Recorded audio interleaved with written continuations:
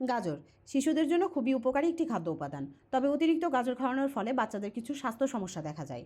আজকের ভিডিওতে শেয়ার করব অতিরিক্ত গাজর খাওয়ানোর ফলে বাচ্চাদের কী কী স্বাস্থ্য সমস্যা হতে পারে বা তা হলে আমাদের করণীয় কী, এবং সেই সাথে শেয়ার করব একদম ছোট বাচ্চা অর্থাৎ 6 মাস বয়সী বাচ্চাদের জন্য কিভাবে গাজরের পিউরি তৈরি করা যায়।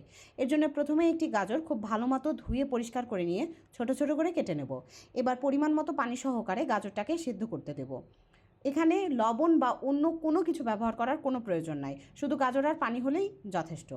গাজরটা খুব ভালো মতো সেদ্ধ হয়ে আসলে একদম যখন পানিটা শুকিয়ে যাবে তখন গাজরটাকে ভালো মতো ব্লেন্ড বা ম্যাশ করে নিলে রেডি হয়ে গেল গাজরের পিউরি।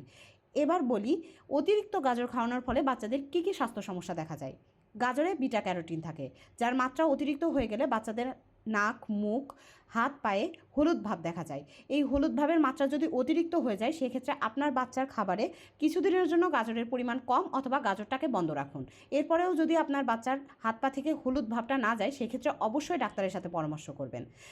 এছাড়াও গাজর বেশি খাওয়ালে পেট ফাঁপা, হজমের সমস্যা, কোষ্ঠকাঠিন্য বা পাতলা পায়খানার সমস্যা হতে পারে।